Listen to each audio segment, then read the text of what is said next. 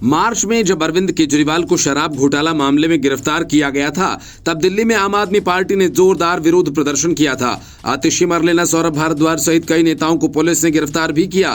प्रदर्शनकारियों से निपटने के लिए वाटर कैनन तक का इस्तेमाल किया गया। लेकिन इसके ठीक उलट पंजाब में अमृतसर में सब कुछ सामान्य था। न तो वहां कोई वाटर कैनन थी और न ही प्रदर्शन हो रहे थे। आप अंदाजा भी नहीं लगा सकते थे कि पंजाब में जिस पार्टी की सरकार है, उसके संस्थापक प्रमुख को जेल में डाल दिया गया है। पंजाब के किसी और इलाके में भी गिरफ्तारी की गूंज सुनने को नहीं मिल रही थी। इससे चर्चा शुरू हो गई कि पंजाब के मुख्यमंत्री भगवंत मान और अरविंद केजरीवाल के बीच सब कुछ ठीक नहीं है। ये चर्चा इस सप्ताह दोबारा छिड़ गई है, जब पंजाब सरकार ने 30 महीनों के अपने कार्यकाल में चौथी बार मंत्रिमंडल में फेरबदल किया। केजरीवाल की रिहाई के कुछ ही दिन बाद हुए इस फेरबदल ने चर्चा को जन्म दिया कि पंजाब के सारे फैसले मान नहीं बल्कि केजरीवाल ले रहे हैं। आम आदमी पार्टी ने मार्च 2022 में पंजाब में सरकार बनाई और उसने कई वादे भी किए थे। इसमें मुफ्त बिजली, रोजगार, भ्रष्टाचार मुक्त सरकार, विश्व स्तरीय विश्वविद्यालय, स्वास्थ्य सुविधाएं, हर वयस्क महिला को प्रति माह 1000 रुपए की राशि, वृद्धावस्था पेंशन को बढ़ाकर 2500 रुपए मासिक करना, पुरानी पेंशन योजना को बहाल करना और पंजाब से नशे को खत्म करना जैसे वादे शामिल थे। इनमें से कुछ ही वादे पूरे हुए, जबकि पुरानी पेंशन योजना की वापसी का निर्णय अब तक लागू नहीं हो सका है। और पेंशन भोगियों के संगठनों ने 2 अक्टूबर को राज्यव्यापी आंदोलन को चेतावनी दी। एक वादा जो पूरा नहीं किया गया वो है भ्रष्टाचार से मुक्त सरकार। मंत्रिमंडल में हालिया फेरबदल के बाद खनन विभाग को चौथा मंत्री मिला। इससे पहले 3 मंत्रियों को पद से हटाया जा चुका है। पंजाब सरकार को खनन से सालाना करीबन 20,000 करोड़ रुपए की कमाई होनी चाहिए थी और आम आदमी पार्टी ने चुनावी घोषणा पत्र में इसका वादा भी किया था। मगर स्थानीय मीडिया और विपक्षी दलों का आरोप है कि राजस्व बढ़ने के बजाय अवैध खनन माफिया और सरकार के बीच गठजोड़ के कारण राजस्व को भारी नुकसान हुआ और सालाना 300 करोड़ रुपए ही मिल रहे हैं। प्रदेश की आम आदमी पार्टी की सरकार की आलोचना विपक्षी कांग्रेस और शिरोमणि अकाली दल भी कर रहे हैं, मगर सरकार को भीतर भी विरोध का सामना करना पड़ रहा है। पुलिस कर्मचारी से विधायक बने अमृतसर उत्तर के विधायक कुंवर विजय प्रताप ने विधानसभा में अपनी ही सरकार की आलोचना की। उन्होंने 2015 में गुरु ग्रंथ साहिब के साथ बेअदबी के मामलों से निपटने के सरकार के तरीके की आलोचना नहीं की, बल्कि अमृतसर में गंदे पानी के प्रबंधन तथा जलापूर्ति जैसे मामलों पर भी सरकार को आड़े हाथ लिया। उन्होंने विधानसभा में आरोप लगाया कि राज्य में एक जूनियर इंजीनियर मुख्यमंत्री से अधिक ताकतवर है। उनका इशारा सरकार के उन आदेशों की तरफ था जिनकी स्थानीय प्रशासन ने अनदेखी की। अलबत्ता पार्टी ने जुलाई में जिस तरह जालंधर पश्चिम विधानसभा उपचुनाव में जीत हासिल की, उससे पता चलता है कि पंजाब के मतदाता अभी भी आम आदमी पार्टी को पसंद कर रहे हैं और सीट से विधायक शीतल अंगुराल लोकसभा चुनाव के पहले भाजपा में शामिल हो गए थे। भाजपा ने उपचुनाव में उन्हें उम्मीदवार बनाया, लेकिन ये बड़ी चूक साबित हुई। मुख्यमंत्री भगवंत मान ने जालंधर में बाकायदा किराए के घर लिए और आम आदमी पार्टी के उम्मीदवार मोहित भगत की जीत को अपनी प्रतिष्ठा का विषय बनाते हुए जीत सुनिश्चित भी की। लोकसभा चुनाव में मान और आम आदमी पार्टी ने 13 लोकसभा सीटों पर जीत हासिल करने का दावा किया था, लेकिन उन्हें केवल 3 सीटें मिली। 2022 के विधानसभा चुनाव में पार्टी को 42% मत मिले थे। लोकसभा चुनाव में ये मत प्रतिशत घटकर 26% रह गया। लोकसभा चुनाव में भाजपा के मत प्रतिशत में इजाफे से संकेत मिलता है कि दूसरे राजनीतिक दल हाथ पर हाथ धरे नहीं बैठे हैं।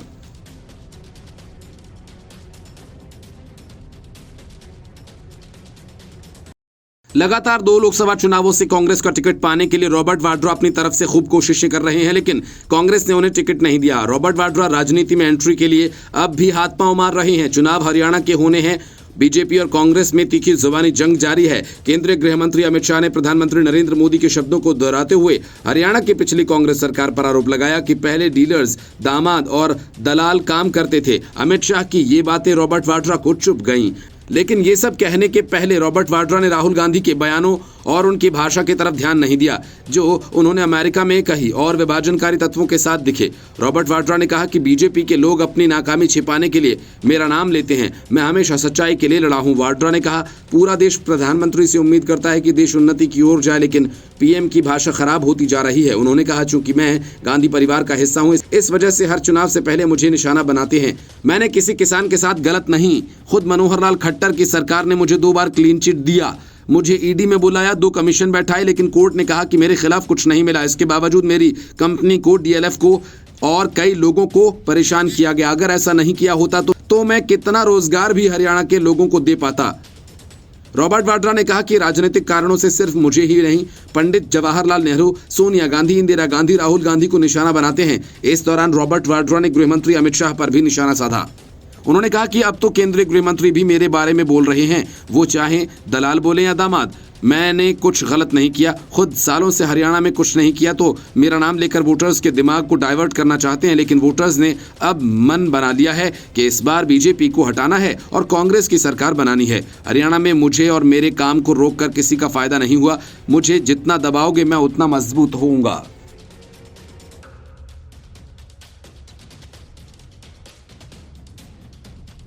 राहुल गांधी की रैली में शामिल होने के बाद ये मान लिया गया कि कुमारी शैलजा के तेवर नरम पड़ चुके हैं, लेकिन ऐसा है नहीं, क्योंकि कुमारी शैलजा अब भी न तो पार्टी के कार्यक्रमों में शामिल हो रही हैं।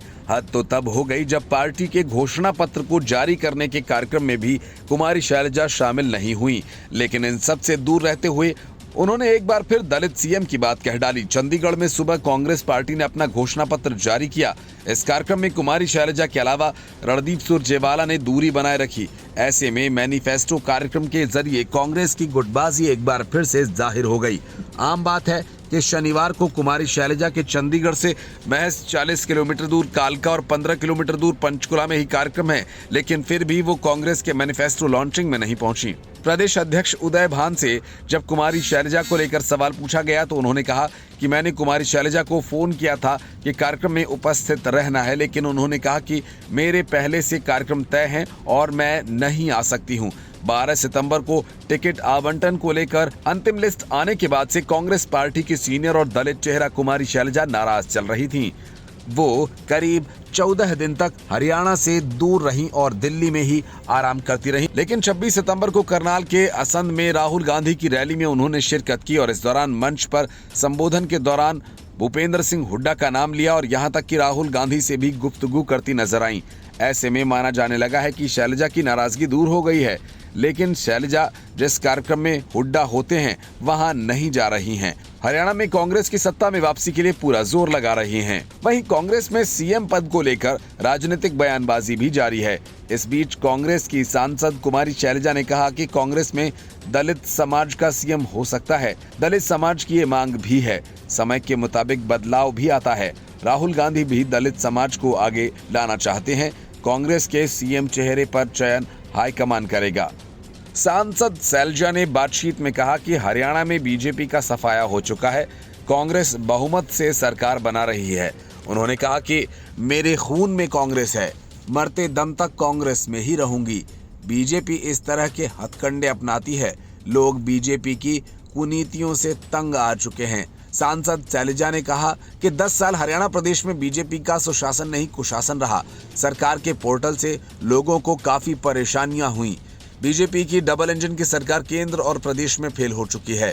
बीजेपी का विकल्प सिर्फ कांग्रेस ही है। 2019 में बीजेपी को बहुमत नहीं मिला। जेजेपी के 10 विधायकों की बैसाखी की बदौलत ही बीजेपी सरकार में आई। जेजेपी ने बीजेपी के खिलाफ वोट मांगे थे। अब हरियाणा में बीजेपी जेजेपी के खिलाफ वोट पड़ेंगे।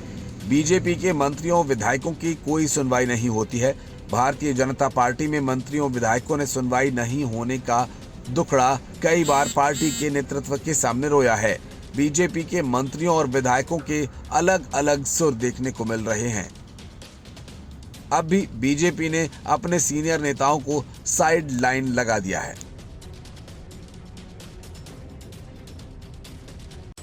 अरविंद केजरीवाल और मनीष सिसोदिया ने स्क्रिप्ट पहले ही लिख दी थी कि सुप्रीम कोर्ट जाने में उनकी दिलचस्पी है और उसी कहानी को आगे बढ़ाते हुए आतिशी मरलेना ने बीजेपी को चेताते हुए कहा कि हमारी सरकार इसके खिलाफ सुप्रीम कोर्ट याचिका दाखिल करेगी।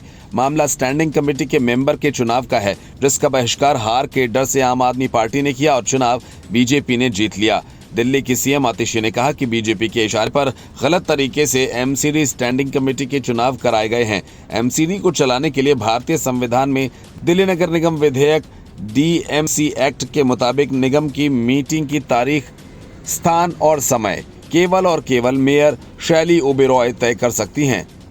इन बैठकों की अध्यक्षता मेयर या उनकी अनुपस्थिति में डिप्टी मेयर ही कर सकते हैं। एमसीडी स्टैंडिंग कमेटी चुनाव में इन नियमों की जमकर धज्जियां उड़ाई गईं। बीजेपी नेताओं को संविधान और लोकतंत्र की धज्जियां उड़ाने से कोई फर्क नहीं पड़ता। बीजेपी के एलजी के आदेश पर एमसीडी कमिश्नर बैठक बुलाते हैं, जबकि उनके पास ऐसा कोई अधिकार ही नहीं है। बीजेपी ने शुक्रवार को एमसीडी में जो चुनाव करवाया है वो सरासर गलत है।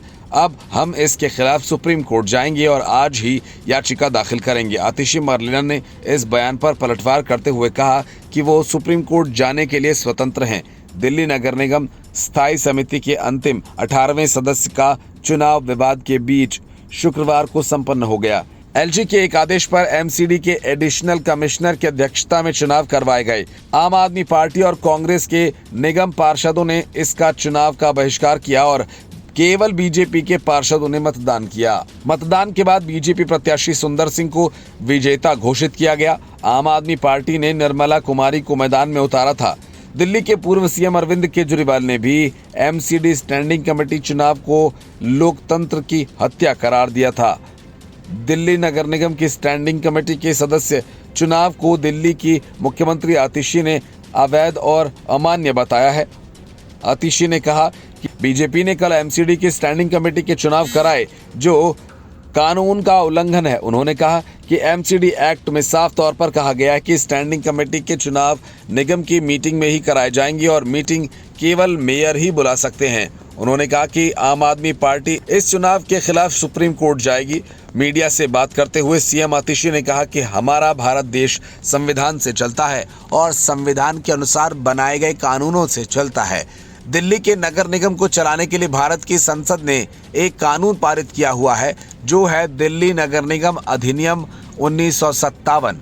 उन नियम कानूनों को हम देखने जाएं तो रेगुलेशन 51 जिसमें स्टैंडिंग कमेटी के चुनाव का जिक्र है, उसमें स्पष्ट है कि स्टैंडिंग कमेटी के सदस्यों का चुनाव निगम बैठक में होगा। उसकी तारीख, समय, जगह केवल मेयर निर्धारित कर सकते हैं और निगम बैठक की अध्यक्षता भी केवल मेयर कर सकती हैं। बीजेपी पर हमला करते हुए आतिशी ने कहा कि भाजपा को लोकतंत्र की धज्जियां उड़ाने से कोई फर्क नहीं पड़ता और लोकतंत्र और संविधान की धज्जियां उड़ाते हुए उपराज्यपाल के पास शक्तियां न होते हुए उपराज्यपाल आदेश देते हैं और कमिश्नर वो आदेश मानते हैं, निगम की बैठक बुलाते हैं, चुनाव करवाते हैं। Bureau report, news of India. भारी घमासान के बीच एमसीडी की स्टैंडिंग कमेटी की एक सीट पर चुनाव हुए और बीजेपी के प्रत्याशी की जीत हुई। इस दौरान आम आदमी पार्टी और कांग्रेस ने वोटिंग से दूरी बनाई। वहीं आम आदमी पार्टी कुछ करती इसके पहले बीजेपी सुप्रीम कोर्ट जा पहुंची और दिल्ली की मेयर शैली ओबेरॉय के खिलाफ कोर्ट की अवमानना को लेकर सुनवाई करने की याचिका लगाई।